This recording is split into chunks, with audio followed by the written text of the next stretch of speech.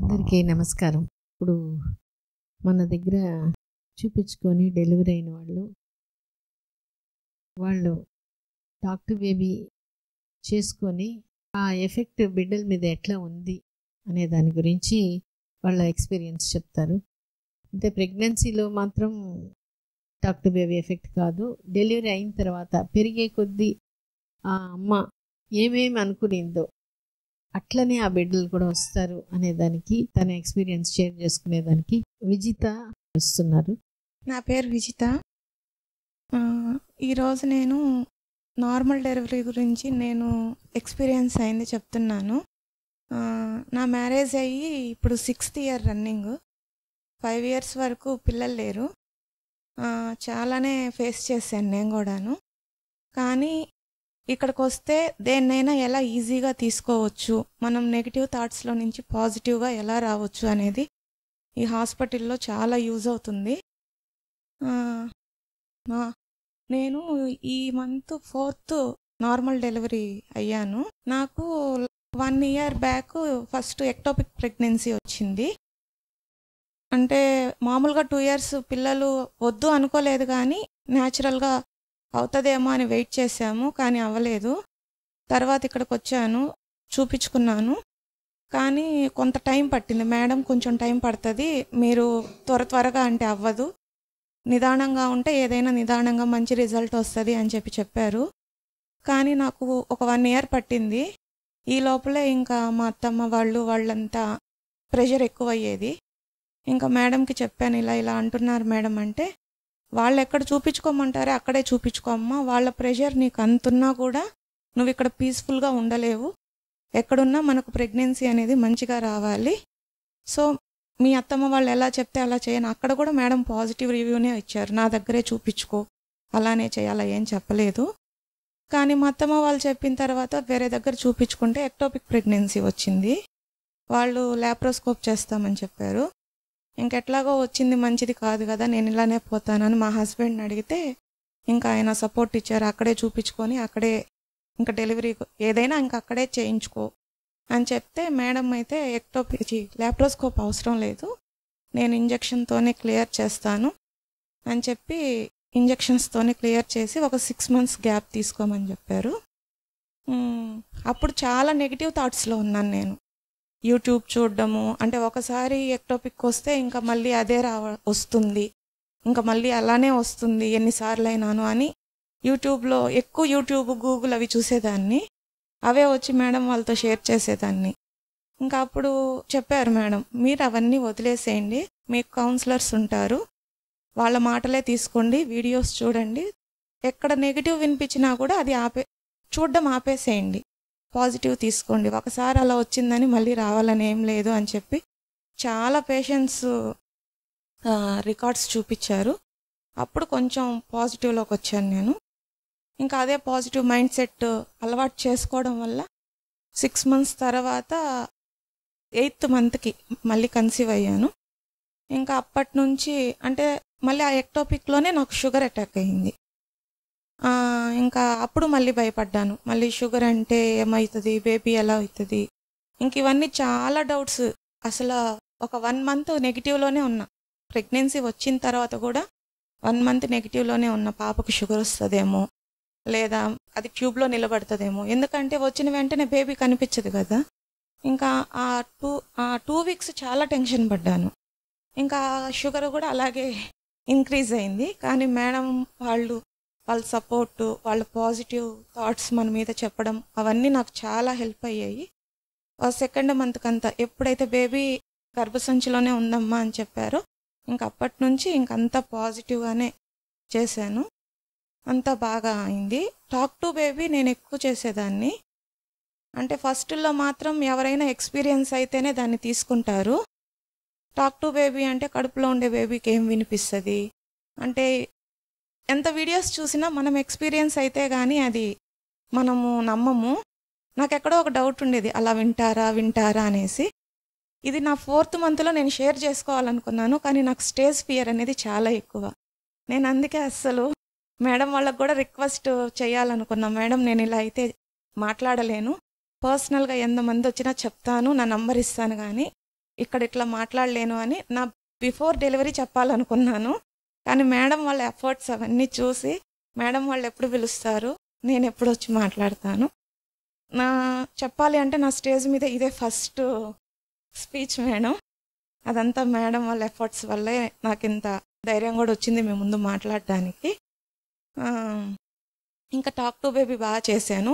ఒక యాక్టివిటీకి వచ్చినప్పుడు కూడా 4th మంత్లో నేను చెప్పాలనుకున్నా. ఆల్మోస్ట్ నేను ఎన్టీ స్కాన్కి వెళ్ళినప్పుడు ఒక 3-4 ఉండారు అక్కడ. ఎవరికి స్కాన్ రాలేదు. అంటే చాలా టైం పడుతుంది, గంటలు. లాస్ట్కి స్కాన్ మేడం కూడా విసిగిపోయారు. ఏంటి ఒక్కొక్కరికి ఇంత టైం పడుతుంది, అందరు అక్కడే ఉండిపోయారు. అది చూసిన తర్వాత నేను 4th or 5th మెంబర్ని ఆ 1 అవర్ నుంచి చెప్పుకుంటా ఉన్నా, నువ్వు మనం వెళ్ళి అక్కడ వెళ్ళంగానే నువ్వు పొజిషన్లో ఉండాలి, నువ్వు ఇబ్బంది పడద్దు, నన్ను ఇబ్బంది పడద్దు అన్నప్పుడు, అంటే 4th మంత్కే తెలియదు అంటారు, కానీ నాకు ఒకలాంటి వైబ్ కలిగింది. నేను ఖచ్చితంగా నా బేబీ హెల్ప్ చేస్తుంది అని ఎన్టీ స్కాన్కి వెళ్ళాను. ఆ మేడం చాలా హ్యాపీ ఫీల్ అయ్యారమ్మ, తీసిన 5 మందిలో నీ ఒక్కదానికే వచ్చింది అంటే. అప్పుడు నేను నమ్మాను. ఇంకా అప్పటి నుంచి నేను టాక్ టు బేబీ చేసేదాన్ని. నేను ఎక్స్పీరియన్స్ అయ్యాను కాబట్టి, మా హస్బెండ్ అవ్వలేదు కాబట్టి ఆయన నమ్మేవారు కాదు. కానీ బేబీ మూమెంట్స్ అనేవి మనకు 5th or 6th మంత్ నుంచి బాగా తెలుస్తాయి అన్నప్పుడు ఆయన నైట్ వచ్చి టాక్ టు బేబీ చేసేవారు మా హస్బెండ్. తను 7th మంత్ నుంచి కొంచెం కిక్ ఇవ్వడం అలా స్టార్ట్ చేసేది. సో అలాగా ఆయన నమ్మడం స్టార్ట్ చేశారు. సో బేబీ అనేది వింటది, సో మనం ఖచ్చితంగా టాక్ టు బేబీ చేయాలి. నేను డెలివరీలో ఉన్నప్పుడు ఒకటి చెప్పుకునేదాన్ని, సింపుల్గా అవ్వాలి, నార్మల్గా అవ్వాలి. ఇన్ కేస్ నార్మల్ అవ్వకపోయినా పర్లేదు, నువ్వు నేను సేఫ్గా ఉండేటట్టు చూడాలి. ఈ మెళ్ళలో పేగు వేసుకోవడం అవన్నీ చెయ్యొద్దు, నువ్వు ఇబ్బంది పడొద్దు, నన్ను ఇబ్బంది పెట్టొద్దు అని చెప్పాను. సో నా డెలివరీ ఎక్స్పీరియన్స్ అయితే 1/2 అవర్ కూడా పట్టలేదు. మా అక్కే ఆశ్చర్యపోయింది. అంటే మా సిస్టర్ వల్లే నేను ఇక్కడ చూపించుకున్నాను. మా సిస్టర్ది కూడా ఇక్కడ ఫస్ట్ డెలివరీ, నార్మల్ డెలివరీ. తను ఎక్కడ చూపించుకుందని నేను మేడం దగ్గర అది పనిగా వచ్చి చూపించుకున్నాను. మేడం నార్మలే చేస్తాము, వీలైతే సిజేరియన్ పోదాము అని చెప్పారు. మా హస్బెండ్ కూడా ఫుల్ సపోర్టు. అంటే హాస్పిటల్స్ ఉన్నాయి కానీ కేరింగ్ అనేది ప్రతి దగ్గర ఉండదు. కేరింగ్ చేస్తున్నట్టు ఉంటారు కానీ కేరింగ్ అనేది ఉండదు. ఇక్కడ మాత్రం మన ఇంట్లో వాళ్ళు మనకు ఎలా హెల్ప్ ఇస్తారో సేమ్ అలానే ఉంటుంది. అసలు నేనైతే నార్మల్ డెలివరీ కూడా చేసుకుంటానని అనుకోలేదు. మేడం వాళ్ళే హోప్ ఇచ్చారు. ఎందుకంటే నాకు ఇంకా అక్టోబర్ 10కి నా డెలివరీ డేటు. కానీ బేబీతో అదొక్కటే చెప్పుకోవడం మర్చిపోయాను. ఎందుకంటే ఒకరు ఎక్స్పీరియన్స్ చేశారు మొన్న నాకు స్కాన్ హాస్పిటల్లో. నేను 4th డెలివరీ అయ్యా, 5th నా సీమంతం పెట్టుకొని ఉండాము. సో వాళ్ళ సిస్టర్ చెప్పుకునే వాళ్ళంట, సీమంతం అయిన దాకా నువ్వు సేఫ్గా ఉండు, అయిపోయిన గంటకు వచ్చేసినా నాకు ఇబ్బంది లేదంటే, వాళ్ళ సిస్టర్కి అలాగే సీమంతమైన గంటకి డెలివరీ అయిందంట మేడం దగ్గర. సో అలా నువ్వు చెప్పుకోలేదా అని అడిగారు. సో నేనైతే అది చెప్పుకోలేదు, అందుకే కాల డెలివరీ ముందు రోజే వచ్చేసింది. కానీ నేను ఒకటే చెప్పుకున్నా, నువ్వు ఎప్పుడు వచ్చినా సేఫ్గా రా, హెల్దీగా రా, నన్ను ఇబ్బంది పెట్టద్దు, నిన్ను ఇబ్బంది పెట్టద్దు. మా అక్కకు కూడా 11 to 2 ఒక 3-4 అవర్స్ పట్టింది నార్మల్. నాకైతే 1/2 అవర్లో అయిపోయింది మొత్తం. స్కాన్కి వెళ్ళొచ్చాను, మేడం లేదు అయిపోద్ది అని చెప్పన్నారు. ఒక 10 minutes పెయిన్స్ కూడా నేను పడింది. 10 minutesకి అంతా డెలివరీ అయిపోయా. ఒక 1/2 అవర్లో మొత్తం బేర్ చెయ్యొచ్చు పెయిన్స్ కూడా.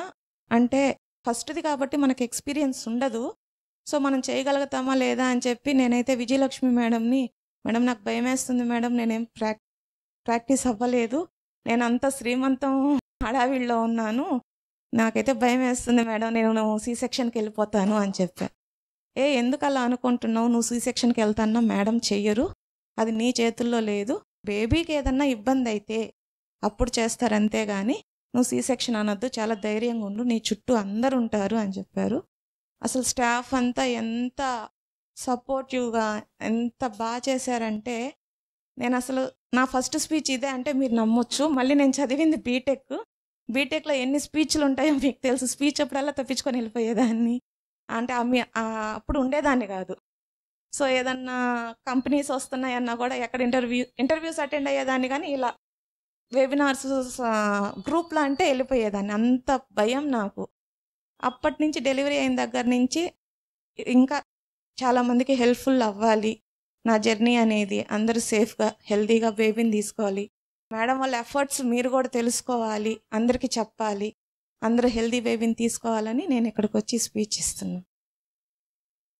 Thank you. తర్వాత ఎక్సర్సైజెస్ ఏమైనా చేసావా? మేడం చేశాను మేడం. ఏమేమి అంటే 4th మంత్ దాకా నన్ను ఏం చెయ్యొద్దు అని చెప్పలేదు. నాది ఫస్ట్ ప్రెగ్నెన్సీ. మేడం నేను ఎక్సర్సైజెస్ చేయొచ్చా అంటే చేసుకోవచ్చమ్మా, కానీ ఫస్ట్ది కదా భయపడతారు అందరూ అని చెప్పేవాళ్ళు. కానీ 4th మంత్ వరకు నేనేం చేయలేదు. 5th మంత్ నుంచి మేము ఉండేది ఇక్కడే అయినా మా నేటివ్ ప్లేస్ విలేజ్. సో అక్కడికి వెళ్ళేదాన్ని. అక్కడికి వెళ్ళి స్పెషల్గా ఎక్సర్సైజెస్ అంటూ ఏం చేసేదాన్ని కాదు. 5th మంత్ నుంచే పొద్దున ఒకసారి స్టెప్స్ ఎక్కేదాన్ని, ఈవినింగ్ ఒకసారి స్టెప్స్ ఎక్కి దిగేదాన్ని. అలాగే బ్లోయింగ్ ఎక్సర్సైజ్ కోసం అది పనిగా పొయ్యి పెట్టించి ఊదుకుంటా అందరికీ వేడి నీళ్ళు కాచేదాన్ని.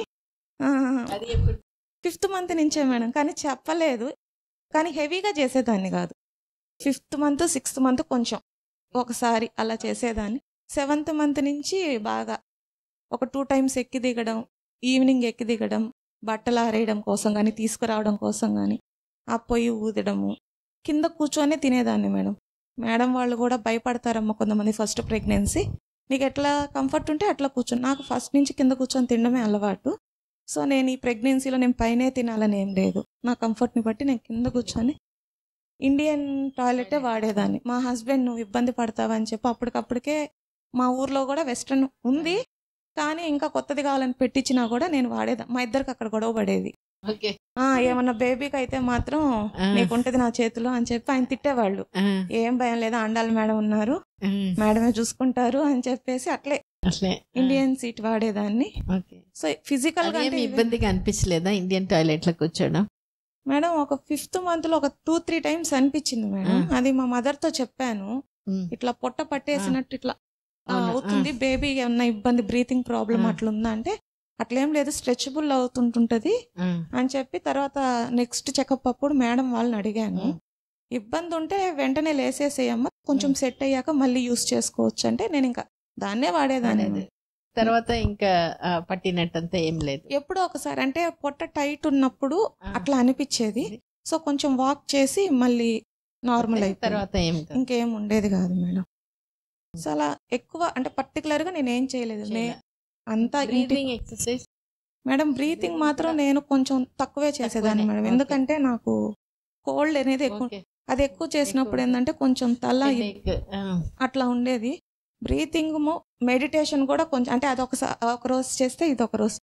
నేను ఎక్కువ చేసింది మాత్రం వాకింగ్ చేసేదాన్ని.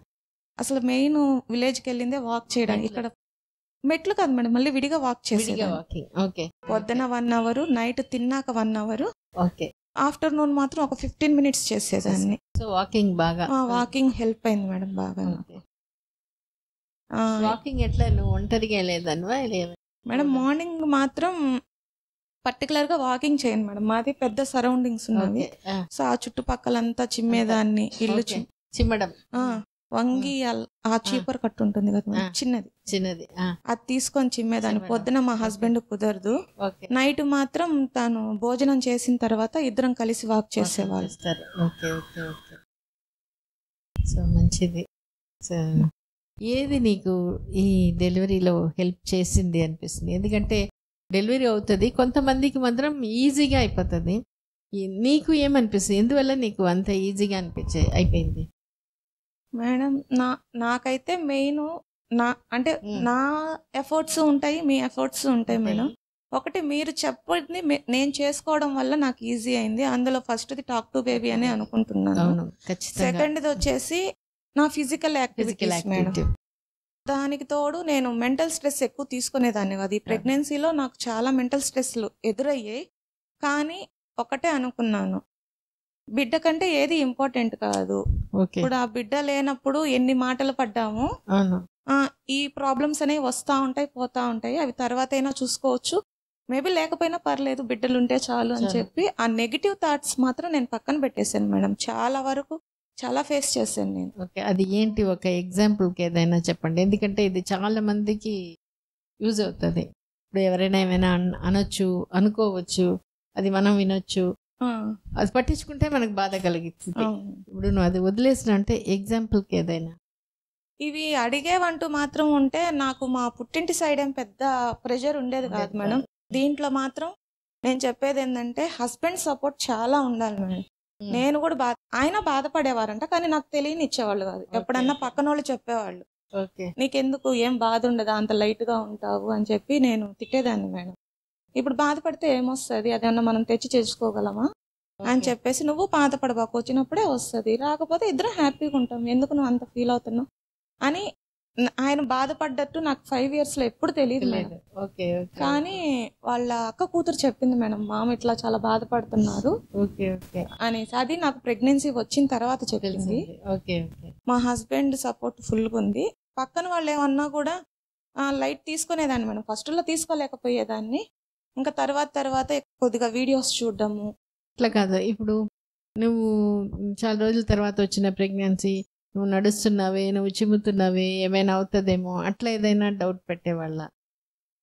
అట్లా మా హస్బెండ్ అనేవాళ్ళు మేడం, పక్కన వాళ్ళు ఏమనేవాళ్ళు కాదు. నువ్వు జాగ్రత్త, నువ్వు కూర్చొనే తిను, ఏం చెయ్యొద్దు, ఏమన్నా అవుతుందేమో అట్లా. అందువల్ల ఆయన ముందు ఎక్కువ చేసేదాన్ని. అట్లా చెప్పినప్పుడు నువ్వు ఎందుకు చేయగలిగావు? ఫస్ట్ మాత్రం ఈ వీడియోసే మేడం, వీడియోస్ లో చెప్పేవాళ్ళు, అంటే హార్డ్ గా చేయకుండా ఏదైనా మనం చేయగలిగే పని చేసుకుంటే చాలు అని వీడియోస్ లో చెప్పేవాళ్ళు. సెకండ్ది ఏదైనా డౌట్ వస్తే ముందు కౌన్సిలర్స్ మేడం కి ఫోన్ చేయండి మేడం, భయం మళ్ళీ నాకు ఫోన్ చేయాలంటే. నాకు చెకప్ ఉంటది కదా, అప్పుడు వరకు డే బై డే చేసుకుంటాను. ఇంకా మేడం వాళ్ళని అడిగి చేసుకోవచ్చమ్మా, దాని ఏం లేదు అంటే, ఇంకా మా మేడం వాళ్ళు ఇట్లా చెప్పారు, మీరెందుకు ఇలా చెప్తున్నారు, నువ్వు మాట్లాడొద్దు అని మా అమ్మకు కూడా చెప్పేస్తాను. ఇంకా వాళ్ళు సరే మేడం వాళ్ళు ఉన్నారు. నా డెలివరీ కూడా నేను ఇంత ఈజీగా చేసుకోగలిగానంటే మాత్రం అది మీ వల్లే మేడం. నేను అది ఆ రోజు చెప్పాలనుకున్నాను, కానీ ఆ మత్తులో నాకు అవ్వలేదు. నేను ఈ రోజు ఇంత స్పీచ్ ఇవ్వడానికి కారణం కూడా మేడం వాళ్ళ ఎఫర్ట్స్, వాళ్ళు నన్ను చూసిన కేరింగ్ కానీ ఇవన్నిటి వల్లే నేను ఈ రోజు ఇక్కడ నిలబడున్నాను. నువ్వు ప్రెగ్నెన్సీకి ముందు ఇల్లు చిమ్మేదానివా? అంటే ఇంట్లో పెద్ద ప్లేస్ ఉందన్నారు కదా, అదంతా కూడా ప్రెగ్నెన్సీ ముందు కూడా చిమ్మేదాన్ని. ఓకే, ఎందుకంటే స్టడీస్ లో ఏం చెప్తున్నారంటే ప్రెగ్నెన్సీకి ముందు ఏ పనులు మనం చేస్తున్నామో పెద్ద ప్రాబ్లం లేని లో రిస్క్ ప్రెగ్నెన్సీస్ లో అన్ని చేసుకోవచ్చు, ఏం ప్రాబ్లం లేదు అని. ఇంకొకటి కూడా మేడం, ఇది మీరు చెప్పడం వల్ల నాకు ఇప్పుడు ఇది గుర్తొచ్చింది. అంటే మనం ప్రెగ్నెన్సీకి ట్రీట్మెంట్ తీసుకుంటున్నప్పుడు మనం ఆ పని చేయకూడదు, అట్లా చేయకూడదు అని మీరు ఆ థాట్స్ లో ఉండొద్దు. అంటే ఎక్కువ శాతం థాట్స్ అట్లాగే వెళ్ళిపోతాయి, అంటే మనకి నిలబడిపోద్ది, అట్లా చెయ్యొద్దు అని చెప్పి మీరు ఒక ఎగ్జాంపుల్ చెప్పారు మేడం. అదే ఎవరో ఒక పేషెంట్ తిరుపతికి వెళ్ళి అన్ని స్టెప్స్ యాక్టివిటీలో చెప్పారు. అంటే ఇదంతా నిజమేనా అని నేను అనుకున్నాను. నాలో కూడా ఎక్స్పీరియన్స్ అయింది మేడం. నాకు కన్సీవ్ అయ్యానని కూడా తెలియదు. నేను ఇక్కడ నుంచి సూలూరుపేటకి ఇంకా కొంచెం, ఇంకా అంటే 120-130 kilometers మేడం బైక్ మీద వెళ్ళి జర్నీ చేసి, అక్కడ అంటే మా మామయ్య జ్ఞాపకార్థం ఉంది, అక్కడ పనులన్నీ నేనే చూసుకున్నాను. అవన్నీ చూసి మళ్ళీ అదే సేమ్ రిటర్న్ అంతే జర్నీతో బైక్ మీద వచ్చా. ఇంకా మా హస్బెండ్ పనులన్నీ చేపించేసి నెక్స్ట్ రోజు వచ్చి, నీకు ఈ రోజు పీరియడ్ టైం కదా, నువ్వు కూర్చో నీకు నిలబడుతుందేమో అని చెప్పాను. ఎక్కడ నిలబడేది, నేను అన్ని పనులు చేపించావు, ఎక్కడ నా ముఖం నిలబడేది అని చెప్పి లైట్ తీసేసుకున్నాను మేడం. నాకు ఆ నెల అయితే హోప్ లేదు. జనవరి పండగల్లో అవి పిండి వంటలు అవన్నీ ఉంటాయి కదా, సో కష్టపడ్డాము, నిలబడుతుందో లేదో నాకైతే హోప్ లేదు మేడం. కానీ ఫస్ట్ నాది పీరియడ్ డేట్ 5th చెక్ చేసుకుంటే పాజిటివ్ వచ్చింది. సో అప్పుడే అర్థం చేసుకున్నా, ప్రెగ్నెన్సీ కోసం ఎదురు చూడకుండా మన పని మనం ఎంత పని చేసుకున్నా డౌట్ గా చేసుకుంటే అది డౌట్ గానే ఉంటది మేడం. అది నార్మల్ పీరియడ్ అయినా కూడా నేను ఈ పని చేసుకోవడం వల్ల నాకు ఈ మంత్ వచ్చేసిందేమో అనే ఫీలింగ్ వచ్చేస్తుంది. సో ఆ థాట్ అనేది లేకుండా మన పని మనం రెగ్యులర్ గా ఎలా చేసుకుంటామో అలానే చేసుకుంటే నిలబడుతుందని నేను నా ఎక్స్పీరియన్స్ తో నమ్ముతున్నాను కదా. వెరీ గుడ్, ఇది మంచి ఎక్స్పీరియన్స్. థ్యాంక్ యూ, చాలా సంతోషం.